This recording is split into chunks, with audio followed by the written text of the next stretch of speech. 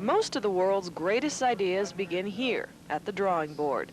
And Sam will be the first to tell you he is one of those great ideas. Can you hear me? What seems to be the problem? You! I am not a problem. I am an electronic computer. We've seen it in science fiction in the past, and the systems back then were science fiction, but these systems are real, and the future is going to be even more tremendous than what we have now. Berger says that will happen through the development of voice recognition robots. He's hoping that Sam, his senior project, does more good outside the classroom and inside the health field. For example, if a person had a paralysis, say from their neck down, and they're unable to feed themselves, you could have a robot that would feed you through voice commands. Elbow up. Berger's now looking to refine Sam so it can do just that. And Sam will be the first to tell you, Graham, it took Berger to put all the pieces together. I've got the system working, and it's a feeling of accomplishment, and who knows where it'll lead to from here. Perhaps to research that will make the plight of the handicapped a little less disabling. Joyce Garcia, Channel 7 reports.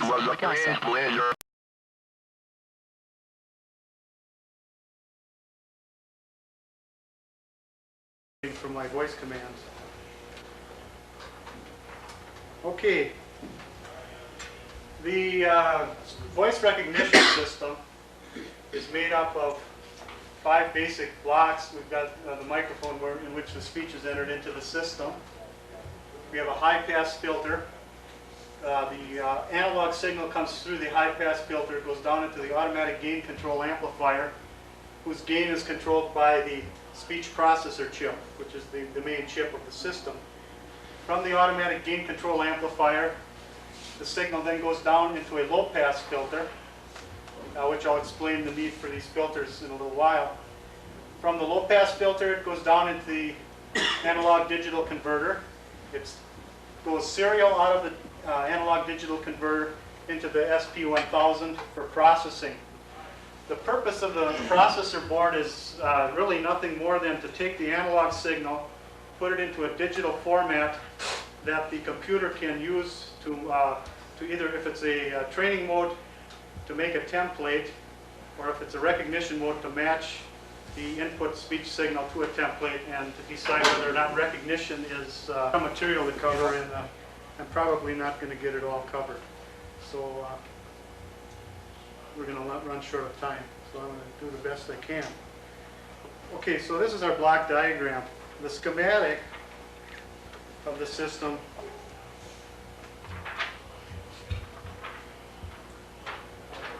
there we go. Okay, this is the schematic diagram. The signal is input through the microphone input over here. Goes up, it goes through the low-pass filter. The reason for this filter is it has a cutoff frequency of 250 hertz, and this will filter out ambient room noise and hand clapping and shuffling and things like that that are of low frequency, that are not really prevalent in speech. From there, this section right here, this LM324 and this LM324, together with these 3 bilateral switches, make up an automatic gain control amplifier which controls the gain of the analog signal. The reason to control the gain is to keep it within the dynamic range of the analog digital converter. If we overdrive the analog digital converter, the converter will probably be outputting all ones, which would be meaningless for the SP1000. Now the SP1000 controls these 3 gain lines. I don't know if you can see it. Probably in the back you can't hardly make it out at all. There's a 24 dB gain line, a 12 dB gain line, and a 6 dB gain line, which are connected to the controls of each one of these bilateral switches. I'll get into the actual operation of the switches, but just keep in mind that the SP1000 controls the gain. From there, from the automatic gain control amplifier, the signal goes over into the low-pass filter. This low-pass filter is also called an anti-aliasing filter. When these switches in the automatic gain control amplifier switch in and out to control the gain, they produce a noise in the system, and this noise is called an alias. So in order to get rid of that noise, so that we don't have it farther down the line, it runs through this filter, and it also gets a small amount of gain in this system.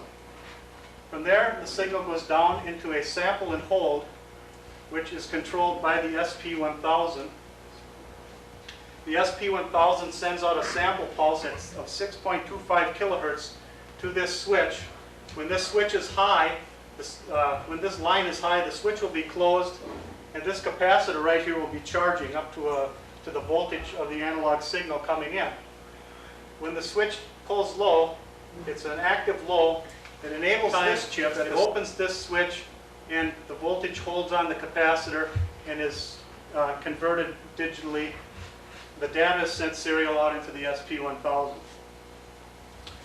The SP1000 performs a process which is very complicated. It's called linear predictive coding, which I'm going to try to touch on a little bit later in the presentation.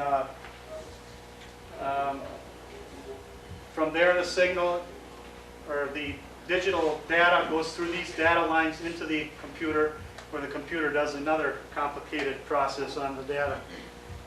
This stuff down here, after a while I'll take it off and I'll do the actual demonstration of it.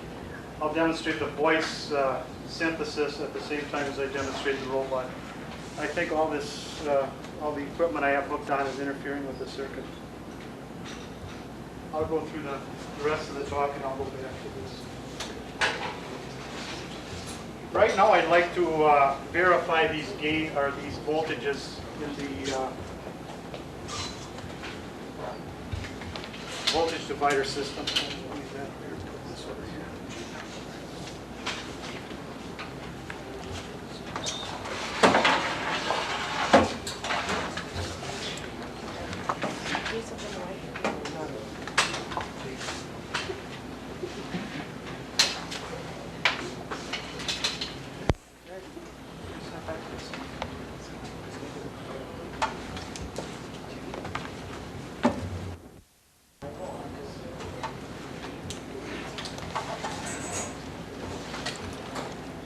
Okay, the voltage is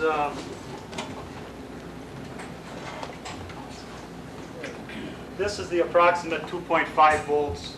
We have 2.37 volts here. The reference voltage for the A to D converter calculates out to 4.975. Actual measurement of that comes out to 4.75, so they're relatively close. Resistor tolerance or other things could account for the slight variation.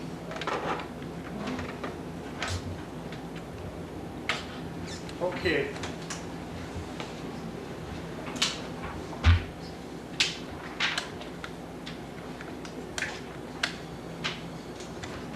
Okay, the first stage of the system is the high-pass filter. It's the LM324 second order high-pass filter. The cutoff frequency is calculated here to be 254.85 hertz through our cutoff frequency formula. I'm going to put a 500 hertz sine wave into the system, and then I'm going to slowly turn down the frequency. You should see it cut off at approximately 250 hertz.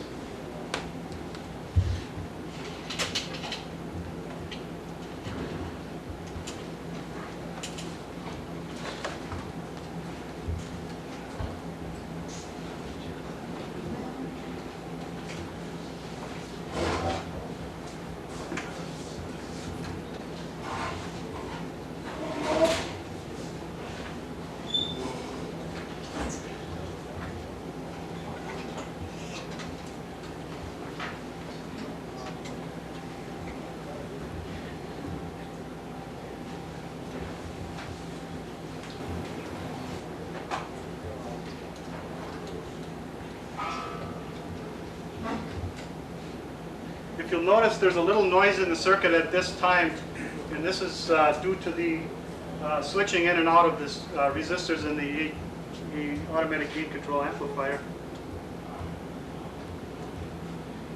Okay. Our frequency right now is 1K. I'm down to 600 hertz here. I'm down to 400. It's starting, the trigger is starting to fall up on it because we're getting below the. As you can see, the magnitude is decreasing. Right now I'm at 250 hertz. You can see now I'm down below 200 hertz. The magnitude has dropped off considerably. So this part of this circuit is working just as it was intended to. Okay, this is the automatic gain control amplifier. The gain lines are connected to the SP1000, as I said before. With no speech entering the system, these gain lines are all held to a 1 by the SP1000. This is a truth table which shows the relative gain of the total amplifier with the gain lines set to all the different possible values. They go up in an increment of 6 dB. I've done a sample calculation here showing that if we were to have a 1 on gain pin 24, we should have a dB gain of 24. And I don't think I'm going to have enough time to verify that because I've got a long way to go. I wanted to verify that. But I will trace the signal through the circuit for you. Okay, so let's look at the voltage at this point right here.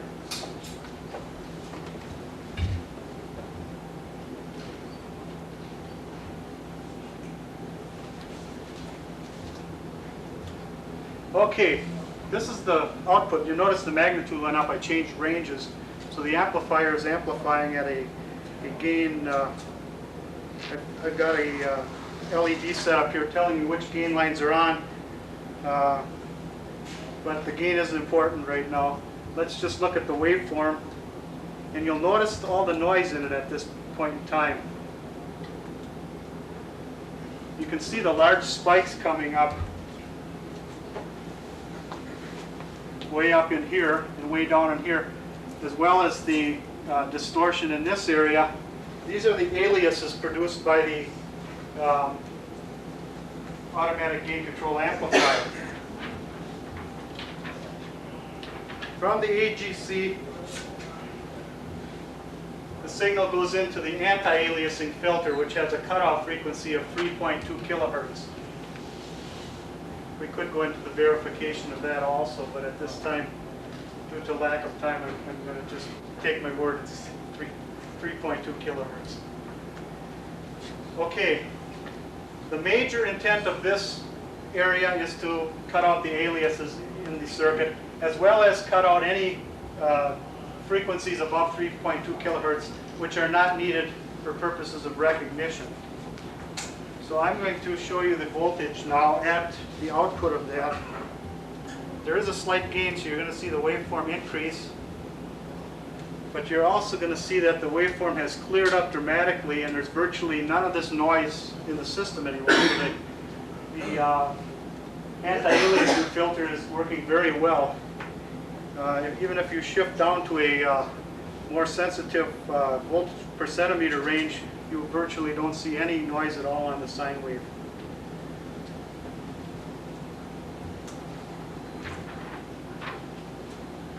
Okay. Our signal is now over here through the anti-aliasing filter. From here it comes down to the sample and hold of the A to D converter. This A to D converter is a successive approximation type A to D converter, which is capable of totally digitizing an analog input with a resolution of 1 in 256 in only 8 clock cycles. In this circuit, speed is of the essence because recognition needs to be done in real time in order to make any useful application out of it. It contains a comparator, a control, a successive approximation register, a D to A converter, and an output channel. I'm going to just go over the way this operates superficially at this time. The successive approximation register will put a analog, it will put a 1 in bit 7 into the D to A converter and hold the rest to 0. Thus, the voltage out of the D to H converter will be I'm going to back up just a second. There's a reference voltage, which I showed you initially. In this system, it's set to 4.9 volts. If you put this into the successive approximation register, the analog representation of a bit 7 would be half of the reference voltage, which is 2.5 volts. For easy figuring, let's call this 5 volts. The 2.5 volts appears at the non-inverting input of the op-amp. If the analog signal is greater than 2.5 volts, a 1 will come out of the comparator. If the analog signal is less than the comparator, this 1 or 0 is shipped directly, immediately into the SP1000 and stored in a buffer. A 1 is then stored, or a 0 is then stored in bit 7 in the successive approximation register. If it were a 1, as it was in this case, the next time it sends an analog signal to the D to A converter, it will send that 2.5 volts to the D to A converter. That 1 to the D to A converter. Okay, this same thing, the next one it'll send is bit 6, which is half of the 2.5 volts, which would be 1.25 volts. Added together would be 3.75 volts. It'll be putting 3.75 volts here and doing the same process again. If we have a 1 out of the comparator, it'll send a 1 to the SP1000 and put a 1 here. And in this case, we have a 0. So therefore, it puts a 0 here. The next time it sends a data to the digital to analog converter, it won't send the 1.25 volts. It'll only send the initial 1, plus it'll send a 1 here. Well, this process continues over and over and over again for 8 cycles. And after 8 clock cycles, we've got a total conversion. The data's in the SP1000, and the SP1000 is ready for some more data.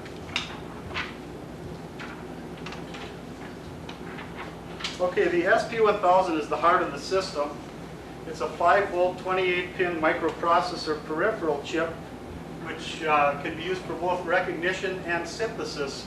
However, in this application, we're only using the recognition part of the system. The chip uses memory mapped I/O and can be read or written to by the computer using standard peripheral protocol. It has the data lines going out, the address lines, and control lines over here.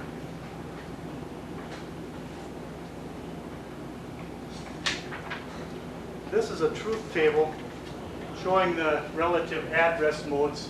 You can see that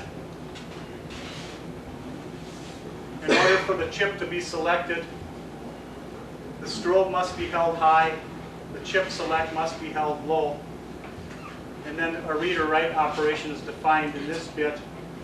And this bit defines which register we're actually addressing in the SP1000.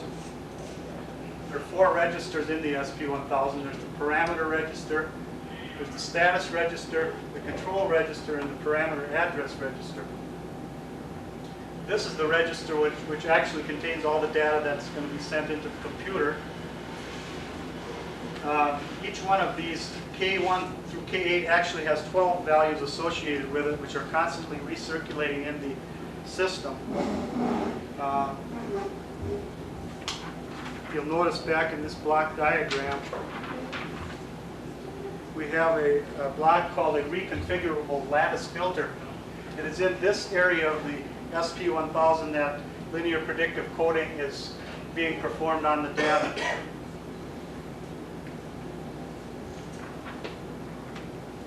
Okay, a little bit about linear predictive coding. An analog speech signal looks something like this. For purposes of recognition, a speech signal is defined as a 2-second interval. There's a pause of silence required before and after speech. However, hardly any of the time will we be saying something that's exactly 2 seconds long. In this case, let's say we said a word, say the word test, and it occupied 1 second. Okay, these points here represent the voltages at the samples from the A to D converter at each sampling point of the A to D converter. This black area here represents the actual data which has been shipped off into the SP1000. Just to give you an idea of how much data is actually here for 1 second of time, the sampling rate of the A to D converter is 6.25 kilohertz. This is 1 second of time, therefore we have 6,250 bytes of data all in the buffers of the SP1000. Now the SP1000 takes this data and stretches it out. If you were to take, it's easier to show analogically, if you were to take this point here and pull it across and attach it right here, and yet keep the shape of the waveform the same and the amplitudes the same, that would be stretching it out. Well, it's doing that digitally. However, at this time, the sample points are not in the right places to do a comparison or create a template. So therefore, linear predictive coding then calculates what the digital data should be at these points on the basis of what data is available on each side of the point needed to be obtained. This is just a small section. I've used digits from 0 through 9 just to kind of give you a feel for what linear predictive coding does. If you remember back with a sample and hold of an A to D converter, you've got all these points. Well, it's playing connect the dots with the points, and it's drawing out the waveform, only it's doing that in digital data. So let's say, for example, these are the points we need and we don't have them. But the data on each side, were, for example, on the left was 9, 8, 7, 6, and 0. Well, we needed the value at this point, so the SP1000 calculated a 3 here. Here we had an 8, 4, blank, 8. It calculated a 6 here. Okay, after this process, and this process is done in lightning speed. After this process is done, this 6,250 bytes of data is reduced to 108 bytes. The speech data will be reduced to exactly 108 bytes, regardless of the length of the word or phrase. Part of this 108 bytes is actually the data, which is a digital representation of the time. In other words, it measures the time, even though it later on stretches out the time. And it also measures the total energy level of the waveform for comparison reasons later on. So now we have this 108 bytes in a template inside the computer now. And the computer, if it, let's say this is a template in the computer, and we want to perform recognition. Here's our template. The computer is going to use a process called time warp analysis in order to make these comparisons. And this is the best I can explain time warp analysis in 2 minutes. Let's say that this is the template, the original template, and the red area is the word to be recognized. Now, mind you, this is 108 bytes long in reality, and it's hexadecimal, or it's binary actually. Okay, what the computer will do then is it will take and it will shift this back and forth looking for matches, and somewhere around here we should have a match.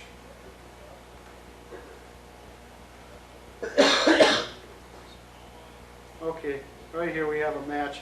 It records the number of matches that it's found, and on the basis of that you can set a default, or you can set a mode which will tell the recognition at which point it should accept as a word and how many matches it should reject.